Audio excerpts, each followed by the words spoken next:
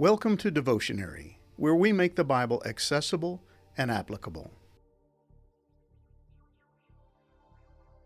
God had set apart the people of Israel, deeming them to be his treasured possession. As such, they were expected to live differently than the other nations who surrounded them. And to make sure they understood just how distinctive their lives were to be, God had given them his law as a code of conduct.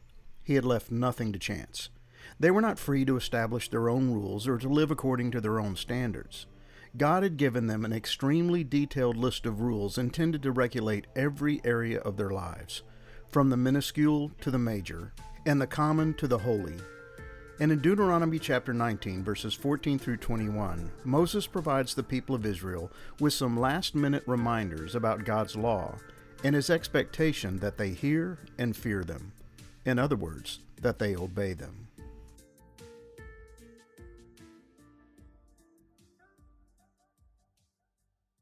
You shall not move your neighbor's landmark, which the men of old have set, in the inheritance that you will hold in the land that the Lord your God is giving you to possess. A single witness shall not suffice against a person for any crime or for any wrong in connection with any offense that he has committed. Only on the evidence of 2 witnesses or of 3 witnesses shall a charge be established. If a malicious witness arises to accuse a person of wrongdoing, then both parties to the dispute shall appear before the Lord, before the priests and the judges who were in office in those days. The judges shall inquire diligently, and if the witness is a false witness, and has accused his brother falsely, then you shall do to him as he had meant to do to his brother. So you shall purge the evil from your midst, and the rest shall hear and fear, and shall never again commit any such evil among you. Your eye shall not pity. It shall be life for life, eye for eye, tooth for tooth, hand for hand, foot for foot. Deuteronomy chapter 19, verses 14 through 21. Hear and fear. I love that phrase. It's simple and succinct, yet speaks volumes. And its simplicity contains the entire essence of all that Moses is trying to tell the people of Israel. When reading books of the Bible that contain iterations of the Mosaic Law, we tend to view them as nothing more than a compendium of rules and requirements placed upon the people of Israel by God. Too often we find these lists of laws to be tedious, woefully out of date, and of no value in our 21st century Christian context. And that somewhat dismissive attitude causes us to miss the divine principle that undergirds each and every one of these imperatives given by God. These commands were never intended to be seen as rules just for the sake of having rules. As the Apostle Paul wrote, the law itself is holy, and its commands are holy and right and good. Romans 7, verse 12. We have no cities of refuge, and we are not in violation of God's laws because of that fact. But we are expected to practice the divine principles that God infused into his command concerning cities of refuge. The designation of 6 special cities as places where those guilty of involuntary manslaughter could seek refuge was intended to ensure that justice took precedence over vengeance. In a nation where there was no police force, no established governmental structure, a limited judicial system, and a tendency toward the practice of vigilante-style justice, God provided the cities of refuge as a protective measure. And in doing so, he was promoting justice and the practice of mercy over unbridled and unwarranted retribution. Every human being should care about those things because they are what God cares about. As the prophet Micah so aptly stated it, he has told you, O man, what is good, and what the Lord really wants from you. He wants you to promote justice, to be faithful, and to live obediently before your God. Micah 6, verse 8. When reading the following phrase, you shall not move your neighbor's landmark, it can be easy to dismiss it as non-applicable to our current context. But what was the principle contained within this divine prohibition? Was it just an arbitrary law restricting the moving of boundary markers, or was there something of greater import hidden within the law? In the ancient world, land was at a premium and considered of great value. In a predominantly agrarian culture, land was one of the most valuable assets a man could own. It became part of his identity. So if someone clandestinely moved a marker that determined the boundary of a man's land, it was an act of theft. But not just of his land. It robbed him of his value, worth, and identity. And when you consider that all of the land of Canaan had been divided up by God and apportioned to the various tribes, you begin to understand that there is an even more significant crime taking place here than that of land grabbing.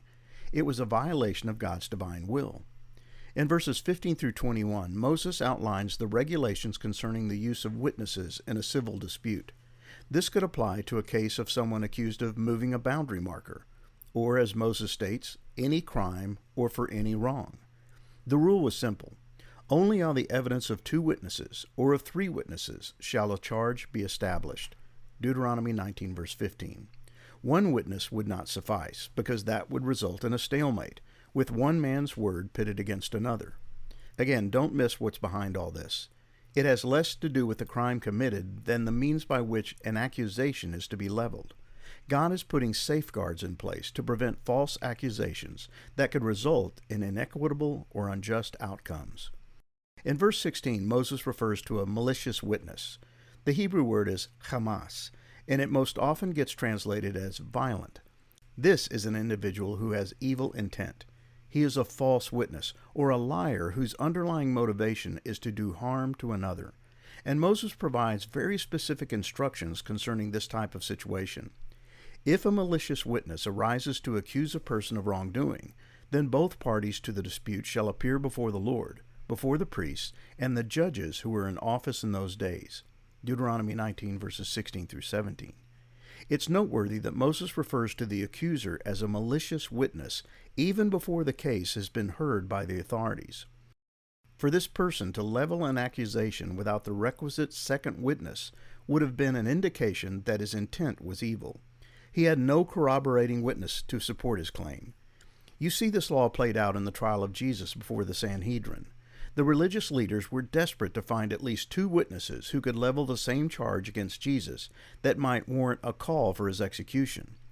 The chief priest and the whole Sanhedrin were trying to find false testimony against Jesus so that they could put him to death. But they did not find anything, though many false witnesses came forward. Matthew 26, verses 59 through 60. And Matthew goes on to record that the Sanhedrin was finally able to get 2 of these false witnesses to corroborate their story and give the chief priests and religious leaders what they had been looking for. Finally, 2 came forward and declared, "This man said, I am able to destroy the temple of God and rebuild it in 3 days." Matthew 26, verse 60. The witness of a single man was insufficient, and a man who could find no one else to corroborate his accusation was most likely a false witness. So the accuser and the accused were to be brought before the authorities, who were tasked with hearing the facts of the case and making a judgment. The judges shall inquire diligently, and if the witness is a false witness and has accused his brother falsely, then you shall do to him as he had meant to do to his brother. So you shall purge the evil from your midst. Deuteronomy 19, verses 18 through 19. Again, we have to consider the underlying principle behind all of these rules.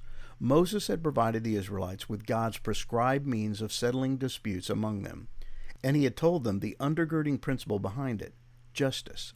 You shall appoint judges and officers in all your towns that the Lord your God is giving you, according to your tribes, and they shall judge the people with righteous judgment.